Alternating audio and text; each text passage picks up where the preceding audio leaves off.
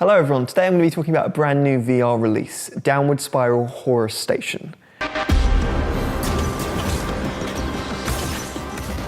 So about a year ago, the developers released a prologue for the game which received pretty positive reviews, in particular for its visuals, immersion and controls. After trying out this prologue for myself, I was, pretty excited to jump into the full release, which sees you exploring an abandoned space station, spending your time floating around in zero-G and doing your very best impression of David Bowerman from 2001, A Space Odyssey. The game is probably best described as a walking, or in this case floating simulator, where you'll explore the environment, solve a couple of puzzles, and engage in a bit of light combat. However, if you're expecting a deep narrative with the genre's staples of audio diaries, voice acting and twists, you may be a bit disappointed. What's here is all pretty vague stuff in the vein of classic science fiction. You never quite know what's going on and you pretty much have to guess at what's happened to the ship's crew. You're going to have to interpret the events through visual storytelling in the environment. While it was natural for the prologue to be short and story, to be perfectly honest, I was expecting more from the full game. Perhaps something similar to the story of another spacewalking sim, Tacoma. Horus Station, it never holds your hand with its narrative, and I'm sure there'll be many people discussing online what's actually going on. I mean, I know that I have my own theories. However, if the game wanted to totally embrace a vague, sinister and unknown mystery, I'd be cool with it. In fact, the opening moments of Horus Station are some of the most atmospheric minutes I've spent in VR. Naturally, the fear of the unknown is always more significant than actually knowing what's around that corner. And then you find out what's around the corner, and it's floating robots. Because the devs wanted to add combat.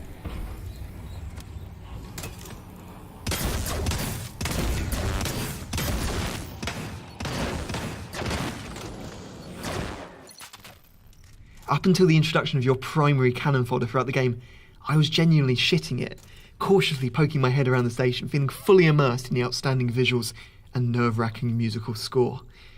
Yet the developers' approach to mystery and atmosphere genuinely feels at odds with the literal, in-your-face floating robots.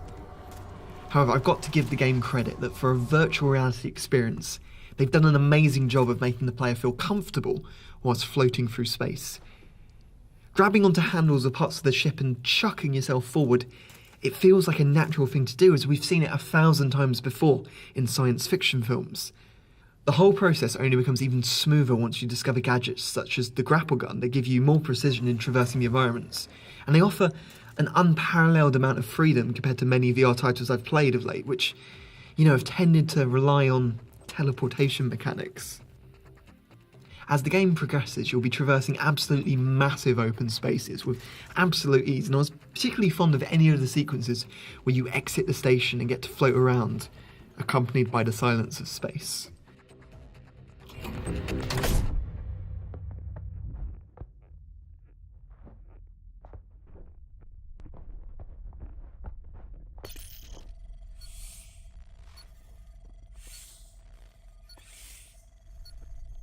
Likewise, there's an excellent moment where you enter a room, see a wall of lasers and just think, fuck, because you've seen this 1,000 times before in films and you know exactly what you've got to do next.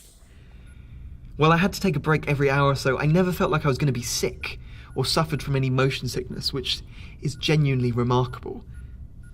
Whenever I felt compelled to take off the VR headset and have a break, it was usually due to frustration at certain gameplay mechanics or dumb puzzles, such as when you have to dock various parts of the station together. It was never to do with any discomfort at my VR experience. As you explore the ship, you'll gradually expand your inventory of items and weapons, and I found that a lot of these items, in particular the starting ones, looked very similar. They all had an orange colour scheme, and considering I found some guns infinitely more useful than others, it was frustrating to be in the middle of a fight, go to grab my dependable pistol and instead be stuck with a wildly inconsistent burst nail gun. Speaking of combat, it's an incredibly mixed experience, and I really don't think it makes a good first impression. In the first level, the guns just don't feel right, and it was very hard to look down the sights and aim, particularly due to Downward Spiral's many dark environments. On the other hand, during level 2, I unlocked a gun with a digital scope, and this infinitely elevated my opinion of the combat. I went from being unable to hit a target to one-shotting every foe, floating through the game's many corridors like a zero-gravity Neo. Likewise, when I unlocked the shotgun, I began to really enjoy the combat even more. The gunplay can make you feel amazing, particularly towards the end when you take on giant robots in seconds that a few hours earlier you'd fled and hid from in fear. It may be incredibly inconsistent at first, but trust me, it gets better as every weapon or gadget feels more refined than the last. You know how I mentioned earlier that the game doesn't hold your hand with the story? It also doesn't with the gameplay. And that's brilliant. As I played through the game, I began to develop my own techniques which were never explained to me, purely because the systems and tools you have access to made sense in the game world. In combat, I started to grapple enemies and pull myself towards them while shooting, like you would find in a game such as Just Cause. Discovering this for myself felt amazing. It felt like an actual discovery. And likewise, I started using the jet propulsion device to push myself along whilst shooting targets. No tutorial or guide taught me to do this, but because the systems in the world made sense, I was able to develop my own strategies. You know that bit in the start of Bioshock where you get taught to shock enemies and then whack them with a wrench?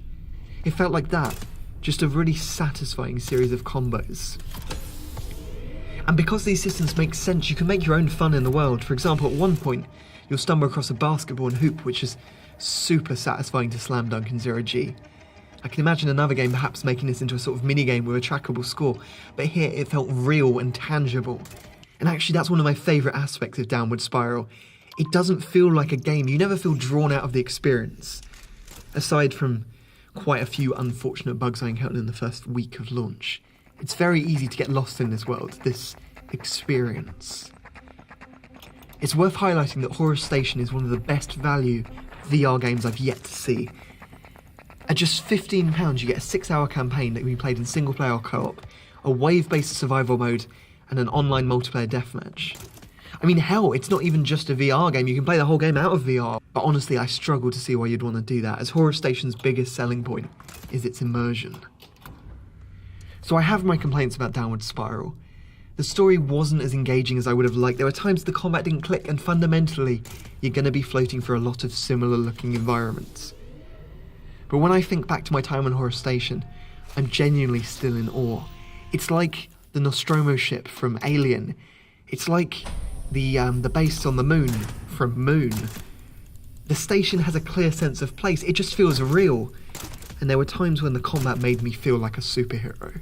Therefore, I think it's worth putting up with the bugs and the frustrating initial combat scenarios, especially for this super reasonable price. What's here is honestly very impressive. There's some really smart game design choices, and fundamentally, it's a proof of concept that you can experience an enjoyable, decently length single-player game in virtual reality. Thank you very much for watching, guys. I hope you enjoyed this review.